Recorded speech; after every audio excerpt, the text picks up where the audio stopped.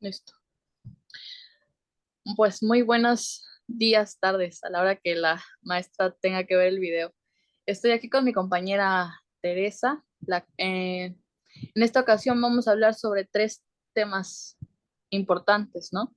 El capitalismo en México, sobre el sexenio los rasgos importantes de José López Portillo y también hablaremos sobre el petróleo y la industrialización durante la época, durante los años de 1940 a 1970. Mi compañera Teresa nos ayudará a introducirnos un poco en el primer tema, que es el capitalismo en México. Adelante. Gracias, Sofía. Muy bien, pues vamos a hablar de este tema tan importante que es del capitalismo en México. Vamos a compartir con ustedes unas diapositivas que hicimos especialmente para esto. Y bueno, podemos decir que es muy importante esta etapa del capitalismo en México, el cómo se va incorporando a México, porque esta incorporación al proceso capitalista de producción significó realmente el ingreso de México al capitalismo dependiente. Pues dada la carencia de recursos financieros y tecnológicos en esa época, fue necesario que se basara la inversión de capital y la tecnología para que los empresarios que venían de fuera, de países industrializados, voltearan a ver a México. Esta etapa tuvo un crecimiento muy bueno, aunque hay tres momentos de ella. La fase inicial la podemos ver más o menos entre 1938 y 1954. La fase de desarrollo estabilizador más o menos entre 1955 a 1970, y viene una fase que es agotamiento y una crisis, que ya es de 1970 a 1988. Si hablamos, súper importante, de Lázaro Cárdenas, que sabemos que, bueno, él supo aprovechar perfectamente la coyuntura de los serios problemas de los países capitalistas y llevó a cabo la nacionalización de los ferrocarriles, del petróleo y también la parte agraria, con base ya en la Constitución que venía dándose ya de 1917. En esta fase, ya cuando comienza a haber un crecimiento, un modelo de crecimiento que ya es más hacia adentro, ¿ajá?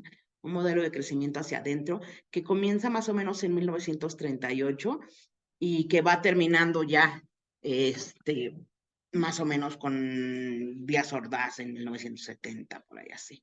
Este crecimiento hacia adentro presenta también una fase de desarrollo estabilizador y una fase de agotamiento y de crisis. En esta fase de desarrollo estabilizador hablamos todavía de Adolfo Ruiz Cortines, de López Mateos. Sin embargo, ya viene esta parte en la que aparece Díaz Ordaz y aparece Luis Echeverría. En estas épocas es bueno cuando hablamos del milagro mexicano, que lo vamos a comentar ahorita más adelante, pero que fue el resultado de una serie de políticas con el propósito de detener esta espiral de precios salarios. Se obtuvo, sí, la más elevada tasa de crecimiento y la más baja en inflación. El tipo de cambio permaneció invariable, 12.50 pesos por dólar incluso. Pero a finales de este periodo, el movimiento estudiantil del 68 enardeció los ánimos de la población y el grupo en el poder, pues obviamente perdió su credibilidad. De ahí, bueno, pues vemos que viene después Luis Echeverría del 70 al 76, en donde ya se da la fase de agotamiento y de crisis. Él propone un desarrollo compartido en donde haya mayor intervención estatal para aliviar las tensiones sociales derivadas del 68.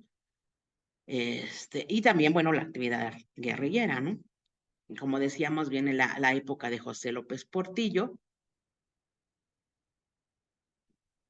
Pero antes de pasar a ella, me gustaría que escucháramos a mi compañera también en su aportación sobre el capitalismo. Sí, muchas gracias.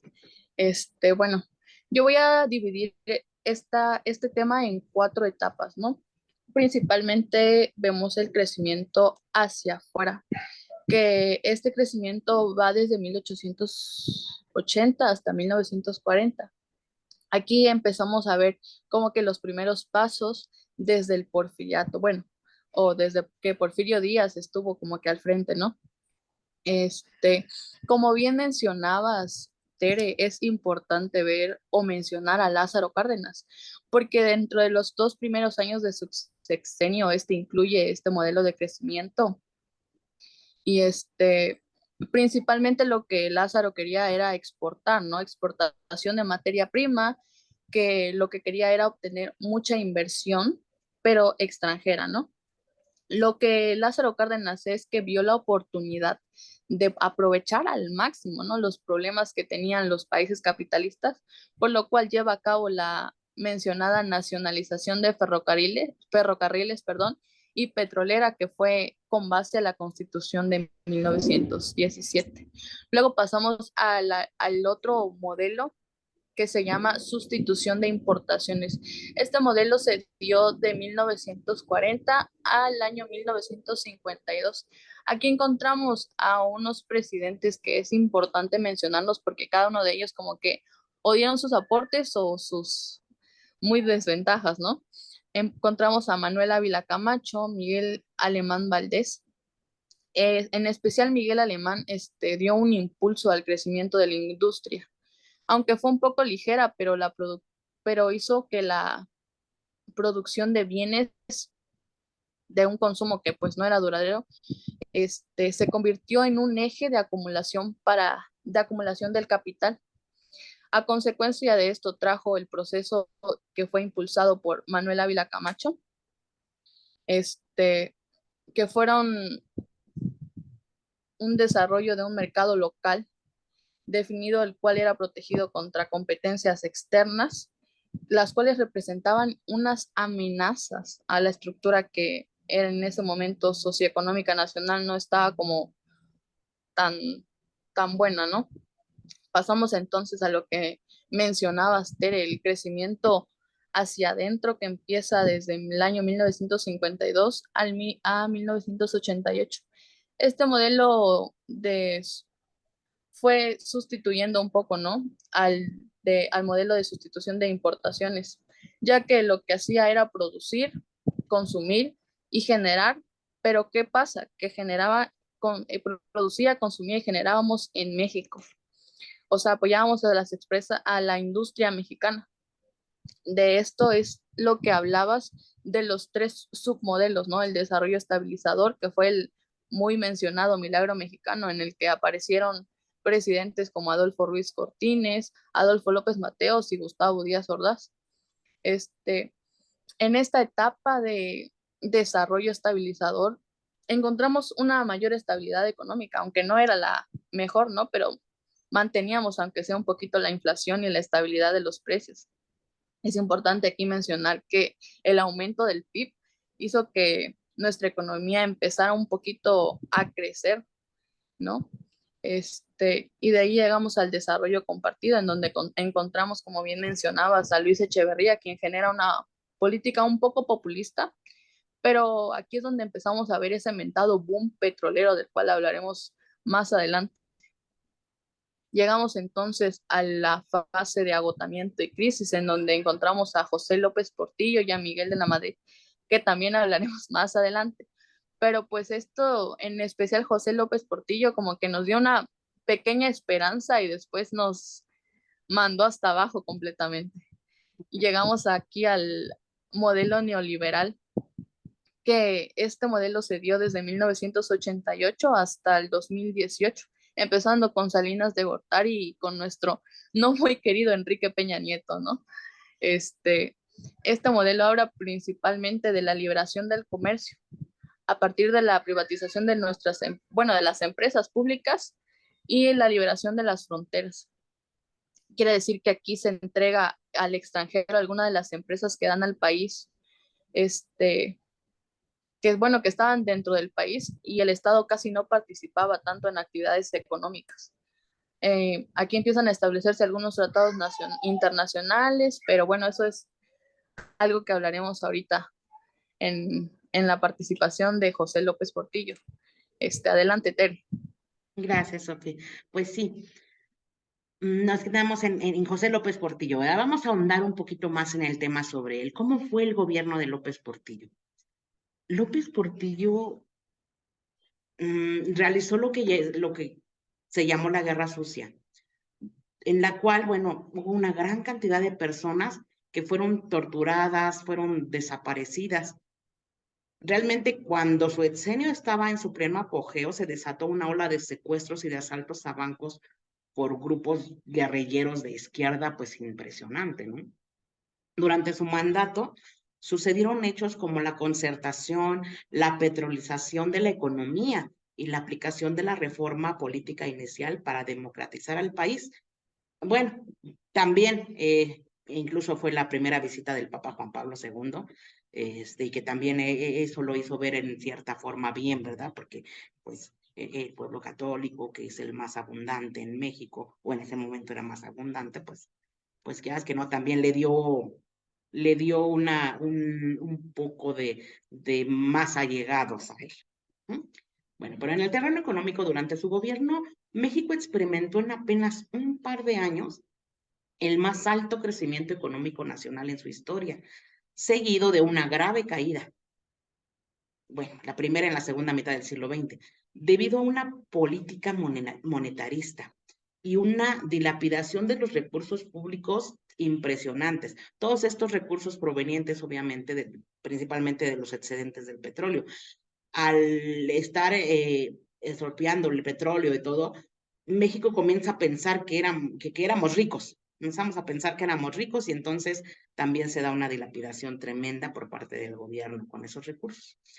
Sin embargo, la súbita caída de los precios del petróleo en el verano de 1981 desencadenó una crisis económica y financiera que se agravó hacia el final del gobierno de López Portillo, al tiempo que los aumentos en las tasas de interés por parte del gobierno estadounidense incrementaron en forma súper enorme, muy vertiginosa, y esto aumentó enormemente la deuda externa de México, porque se tuvo que recurrir al financiamiento externo para poder desarrollar las reservas petroleras que habían sido descubiertas, de forma tal que estamos hablando de que al final más o menos del sexenio de López Portillo, México tenía la deuda externa más grande del mundo. En este contexto, en los últimos meses de su gobierno, López Portillo decretó la nacionalización de la banca y el control de cambios. Esta crisis económica tan grave, aunada a los casos de corrupción y nepotismo, mucho nepotismo que envolvían a su gobierno, harían de López Portillo uno de los presidentes que causaron muchísima más controversia en la historia nacional, además de ser el último presidente identificado con la corriente del nacionalismo económico, puesto que ya sus sucesores emprenderían un viraje ya más hacia el neoliberalismo. Y escuchamos ahora a nuestra compañera Sofi hablar también sobre el gobierno de José López Portillo. Adelante, Sofi. Así es, Tere, como mencionabas, este personaje un poco controversial, ¿no? En el que primero nos hizo creer que sí, y después nos llevó hasta lo más bajo, ¿no? Es importante mencionar que es el gobierno de este personaje, José López Portillo, perdón, estuvo lleno de decisiones arbitrarias y bastante mal ejecutadas en el ámbito financiero y en otros tantos, los cuales hicieron que México entrara a la peor crisis que hubiese tenido desde la época de la revolución, como lo mencionaste, ¿no? Entre las muchas malas decisiones y, ¿cómo podríamos decir? Eh, los menores aciertos que tuvo fue que dentro de su gobierno el peso fue devaluado, como mencionaste, los índices de corrupción aumentaron, ¿no? Y tuvo un impacto en la economía que fue sumamente severo, en el que no sé si todavía tengamos arrastrando algunos de esos, pero pues en algún momento sí tuvo que haber tenido como que su fallo, ¿no? México también en esta etapa tuvo un endeudamiento y que cada vez iba creciendo más, ya que tenían que, o sea, como quería producir más, este, el petróleo crudo, pues esos prestamitos que hacía, que eran destinados a Pemex, cada vez subían y subían y subían más, ¿no? Aún cargamos con esas deudas hacia Pemex.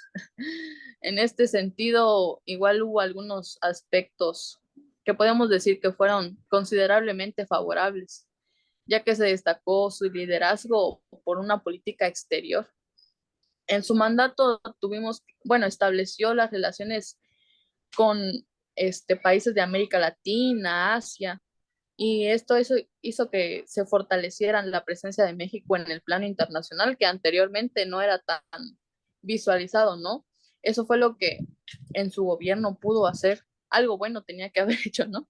Este, Pemex, en Pemex, duplicaba la extracción y la capacidad de la refinación y también replicó la producción del petroquímico.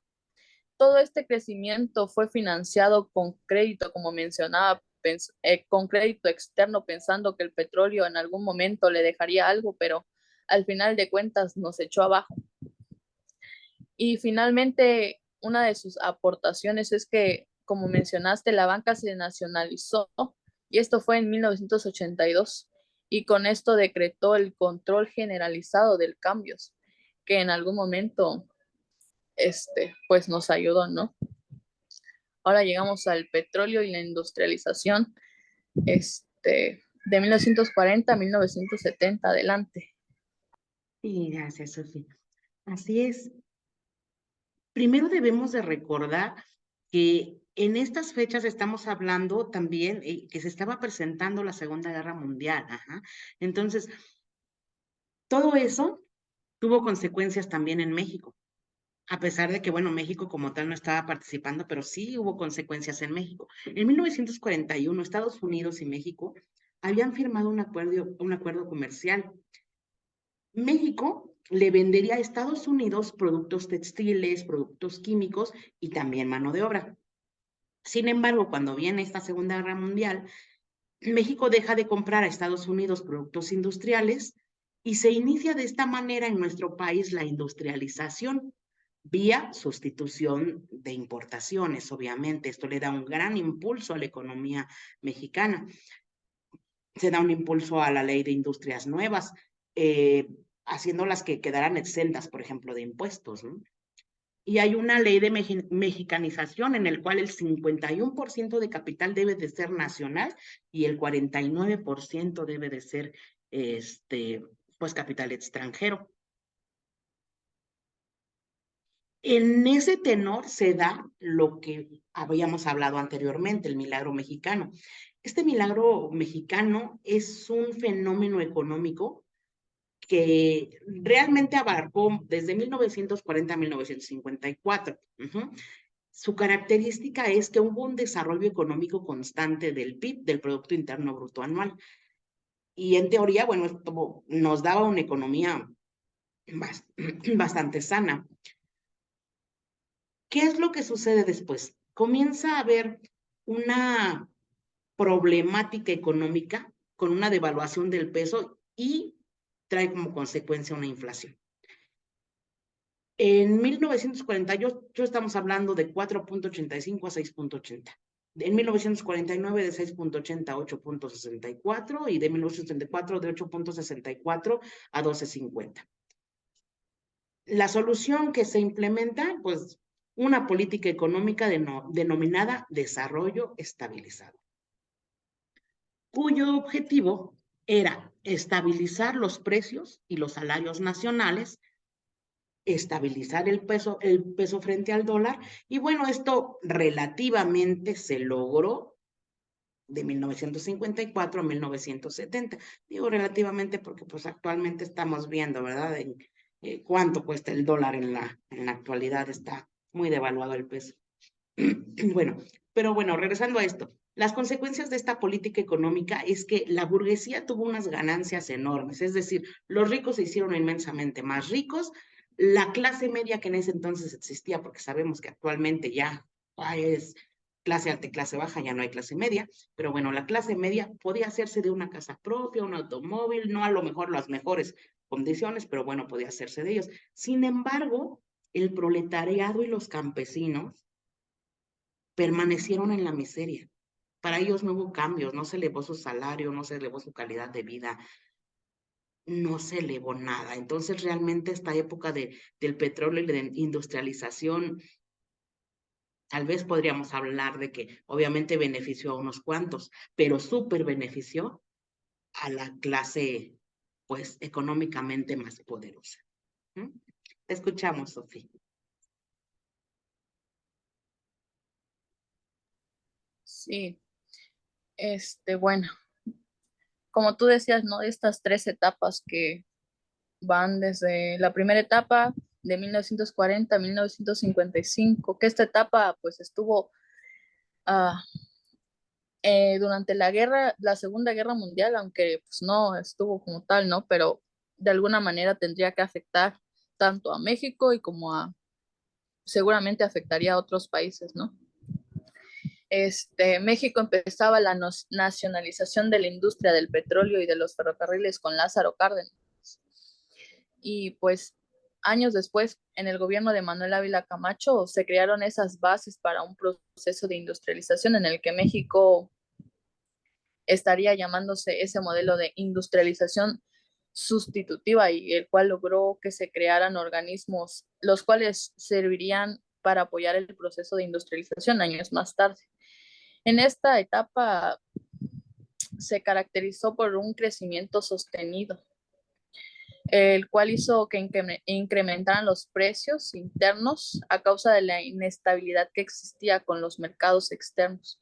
Como bien mencionabas, todo lo que en algún momento quisieron hacer es que se apoyara el proceso de industrialización y que todo fuera en México, ¿no? Para beneficiar la iniciativa privada del país.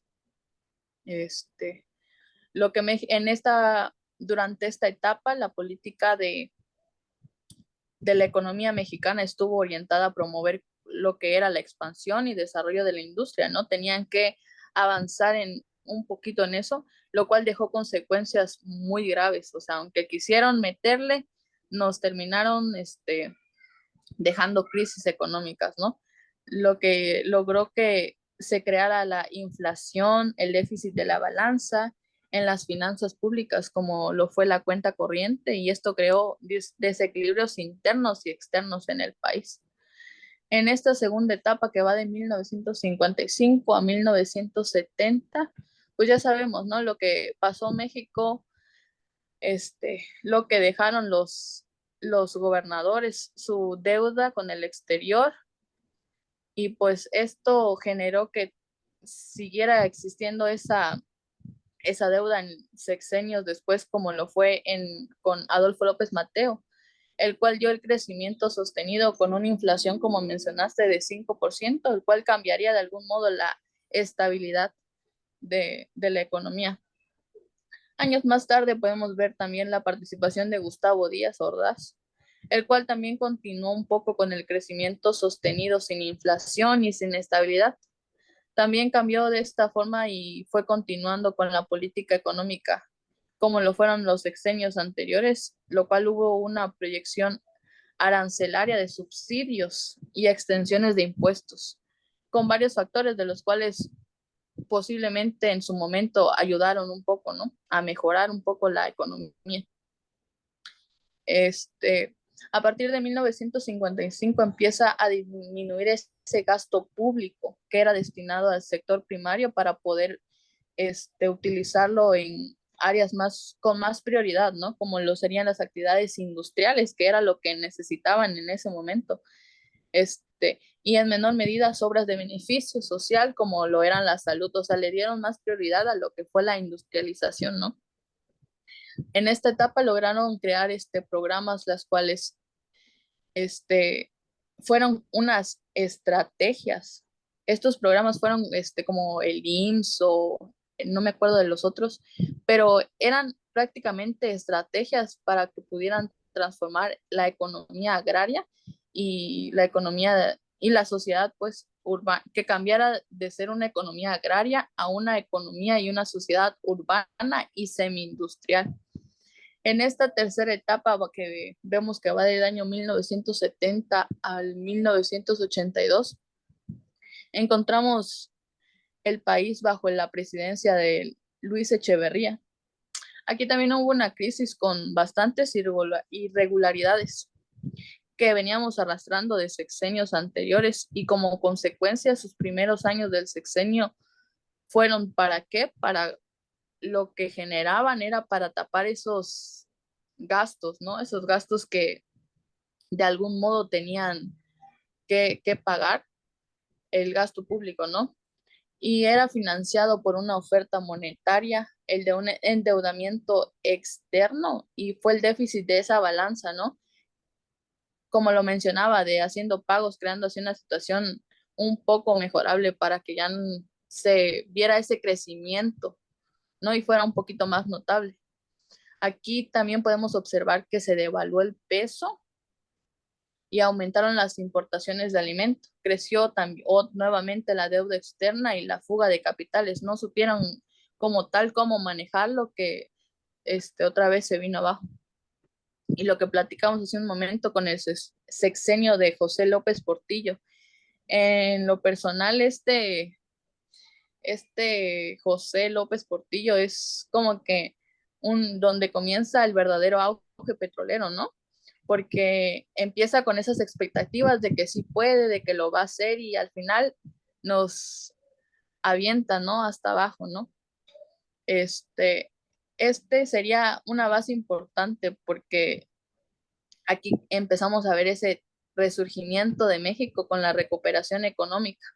Aunque, como mencionaba, esto sería más una emoción momentánea, ya que no se obtuvieron los manejos necesarios y pues lo mismo nos lleva a una crisis elevada, ¿no? Nuevamente a un crecimiento económico y la elevada inflación y la crisis en la balanza de pagos, ¿no? Muchos de estos proyectos que se echaron a andar durante la legislación de Echeverría no rindieron frutos debido a que no hubo una planeación adecuada y que fueron muy escasos. O sea, lo que bien pudieron esos proyectos que me imagino que pudieron haber costado muchísimo, ¿no? Hubieran mejor pagado unas deuditas que tenían por ahí, no malgastar ese dinero que nos dejaría nuevamente en esta crisis, ¿no? Económica. Y pues bueno, ¿qué más podemos decir de estos temas que son bastante controversiales, ¿no? Así es, bastante controversiales y que bueno, que hasta la fecha seguimos cargando con tantas controversias y tantas cosas, ¿no? Y Sí, nuestros gobiernos, lo que comentábamos, pues siguen apostándole al petróleo, cuando realmente México tiene muchísima más riqueza en otras cuestiones. claro, hasta en este sexenio en el que le sigue, ¿no? Le sigue poniendo que si más refinerías y todo eso, cuando bien pudimos en su momento haber manejado tanto ese petróleo que ahorita podríamos haber sido, no sé, Dubái, como lo comentaba la maestra en la clase, ¿no? Que pudimos haber Ujú. alcanzado grandes sumas de dinero que nos ayudarían a ser un país de primer mundo, ¿no? Que ya nos quedamos como en lo más bajo, pero Así pues es. eso nos tocó y hay que Así es. aguantarnos. Pues bueno, Bueno, pues esta es nuestra participación y pues muchísimas gracias, Sofía, y pues nos vemos muy pronto. muchísimas gracias, Tere, que pases linda tarde. Igual, bye.